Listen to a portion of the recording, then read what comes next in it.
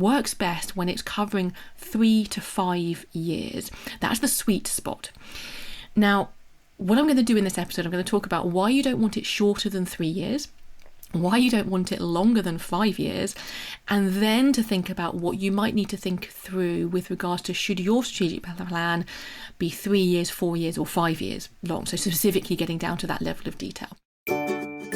Welcome to the Independent School Podcast.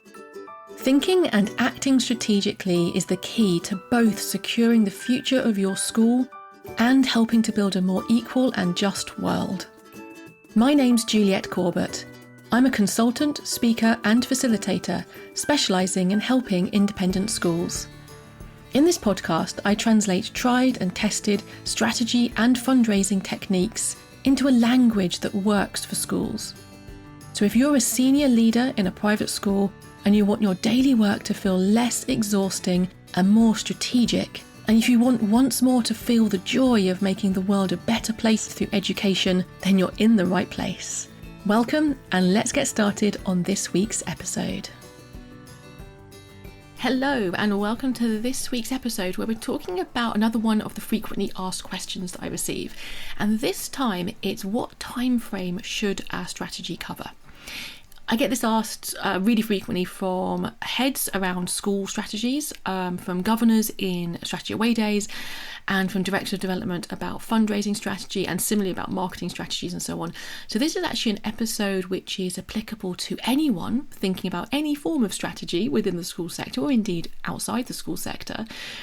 And we're going to be thinking about what is the ideal number of years which a strategic plan should cover. So how long should your strategy go ahead, think forwards, and to what extent there are pros and cons of different numbers of years that your strategy could cover. Before we dive into the detail, I wanted to let you know about a free resource I've created to help you prepare your school for the coming economic impact of the invasion of Ukraine. It's a checklist of things you need to think about and take action on now, and it's designed to prompt strategic conversations around the issues that actually matter. You can download your free copy at www.consultjuliette.co.uk/checklist. Okay, now let's continue with this week's episode. Okay, so one of the things you're going to be quite relieved to hear potentially is that actually I think this question has a really clear answer. Quite often when I get these frequently asked questions episodes, there's quite a lot of nuance to the answer. It's sort of, well, if this is happening, then maybe that's the answer, and so on.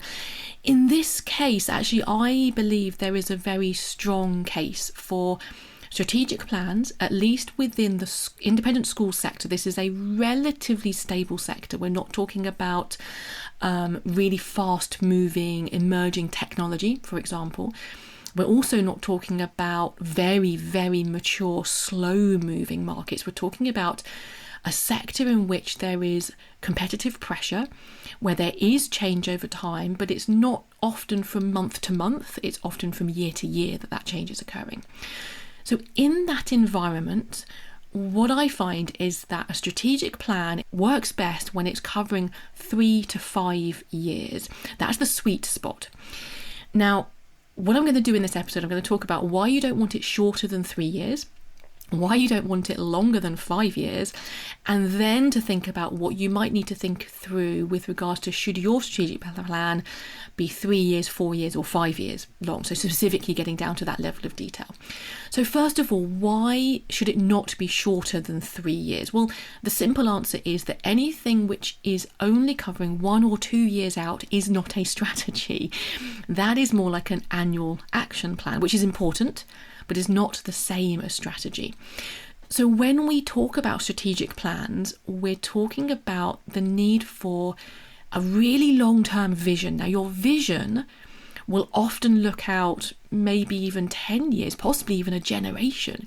This is a long-term setting the direction for your school. What is the impact that you want to have your school to have over the long term?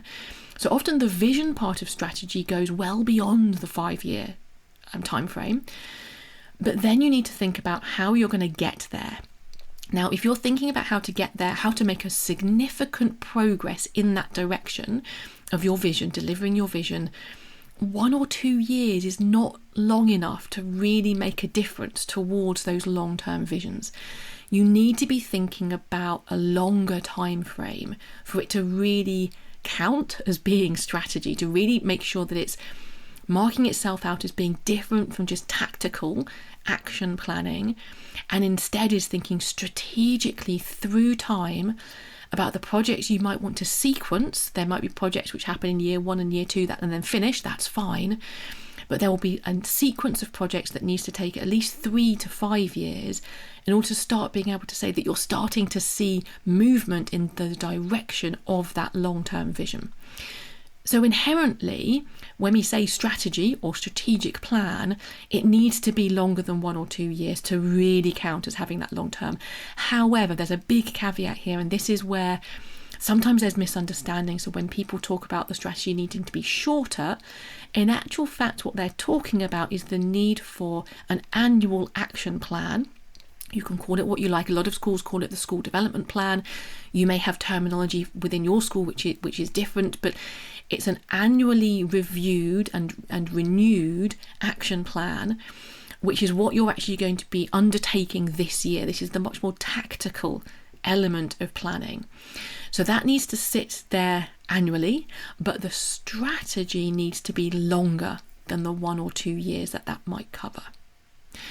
So then I get asked the question, okay, so if we're going to be talking long-term, strategy is about having a long-term vision, why are we constraining ourselves to 3 to 5 years? Why aren't we creating a 10-year plan? And I often hear this coming from governors more than senior leadership, and that might be because senior leadership automatically sort of know in their bones the fact that a lot changes in 10 years. And although it's good to have a long-term vision, so your vision may well be 10 years, the strategic priorities that you're setting within a strategic plan, you really don't know enough about what the landscape is going to look like beyond 5 years to do any really proper strategic planning, to actually think about strategic priorities for years 6, 7, 8, 9, 10.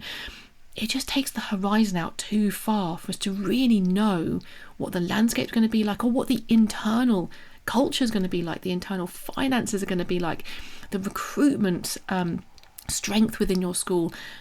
To look ahead more than 5 years, there's too much that we don't know to really do proper strategic planning for more than 5 years. One of the questions that I pose within Strategy Away Days to sort of allow people to explore this a little bit more is to say, if you're having governors, for example, saying we need to look 10 years out, first of all, narrow it down to a conversation about just the vision rather than the strategic priorities that sit under that vision. So you're talking about the top level of the strategy, and pose the question, what do we want this to be if it's going to be a generational vision? Push the time frame even longer than 10 years. So in a generation, when we hand over our school to the next generation of senior leaders, of pupils, of parents, of staff, what do we want this school to look like? What do we want this school to be doing within its communities? If you're thinking generationally, it's quite easy to understand that yes, you could have a generational vision for what you're trying to achieve, a set point in the distance of where you're all trying to head together as a community, but that it's impossible to be planning specific strategic priorities for years 20, 21, 22 out from now. Clearly that's not going to work. So if you're feeling pressured to have your strategic plan longer than 5 years, pose that question, say, look, okay, I agree, we need a long-term vision. Let's think generationally. And that allows you to have that conversation in a way that doesn't allow people to then misunderstand that the whole strategic plan is going to be a generation-long strategic plan, because most people would automatically understand that that's not possible. So that brings us into this sweet spot, this idea of a strategic plan covering 3 to 5 years. Now, I said at the beginning of this episode that the reason this is the sweet spot for the independent school sector, and it's common across some other sectors as well, is because of the rate of change that you are experiencing. In sectors where there is rapid change, we tend to see, and the academic research has demonstrated that the shorter strategies are more successful. So if you're operating in a very fast changing environment, your strategy tends to be for a shorter period of time. If you're operating in a very, very mature, static environment, especially if it involves very long-term investment, that might be, for example, if you're a water supply company, so relatively static environment, long-term investment decisions needed, then your strategic horizons need to be pushed out further. So if you know that, then you can start to think about what's right for your school. Should it be a 3, 4 or 5 year strategic plan? And the answer to that question is likely to lie within an analysis of the rate of change in which you are operating, or the rate of change at which you wish your school to be changing. So that might mean that if you're working within a school where there are significant challenges, let's say there are significant financial challenges, you need to make a really significant increase in the number of pupils who are recruited in, full fee paying pupils recruited into your school. Let's say that you're really finding that a significant challenge, a threat to existence at the moment. It's likely that you are needing to push through significant change within your school to achieve those targets quickly. When that's the case, you're probably looking at a 3-year strategic plan, because you need to get a lot done in a short period of time, and then things will change during that time, and you need to then review where you are at the end of 3 years to think about what's happening for the next 3 years. Alternatively, if your school is feeling that it's in a relatively slow changing external environment with regards to your local marketplace, for example, and demand for your education, and you feel that actually the school's in a pretty good place, you're not planning to push through substantial change, then you'll probably find that a 5-year time horizon is probably more suitable for you as a school.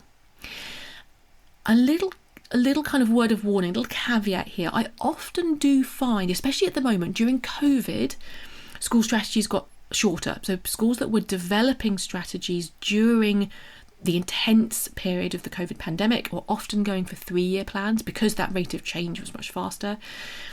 But I am finding at the moment that schools that are in years 4 or 5 of a 5-year plan, so they're now culminating that plan, they're already thinking about what comes next, but they're finishing off their current plan.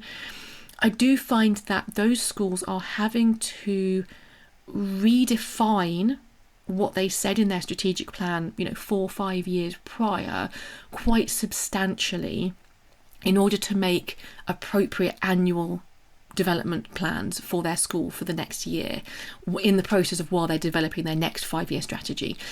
And it's a little bit unclear to me, I'll be completely honest with you, it's a little bit unclear to me whether that's because COVID has shifted our environment permanently, and so shorter, so 3-year strategic plans are increasingly the way to go, or whether that's because we're still coming through the end of COVID and the plans where they're in years 4 and 5 were developed pre-COVID.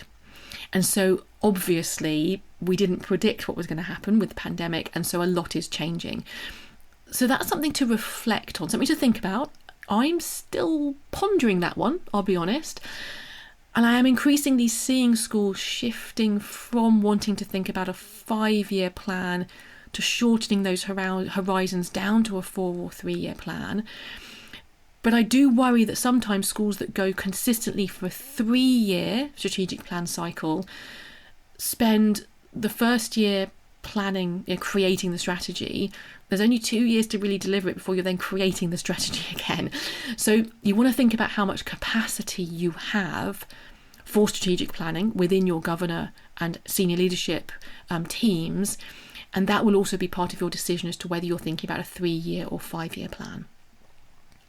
So there you go. I would be really interested to hear your feedback. Firstly, is this helpful? Does it give you the guidance you need? And if not, just get in touch and let me know. We can jump on a call about your specific circumstances. But also, have you done something completely different? Are you doing this in a different way? I would love to hear how you're finding it. If you are going for a much longer strategy, for example, and how you're finding that process. I'm always here to learn alongside you as a sector. Lovely to talk to you this week. Have a strategic week, and I'll speak to you again next time. Bye-bye then. Thanks for listening to the Independent School Podcast, the podcast that helps senior leaders in private schools to think and act more strategically, both because they want to secure the future of their school and because they want to help build a more equal and just world. You can listen in everywhere that podcasts are available. And if you want to catch up on previous episodes or follow any of the links that I've mentioned today, just head over to www.consultjuliet.co.uk/podcast.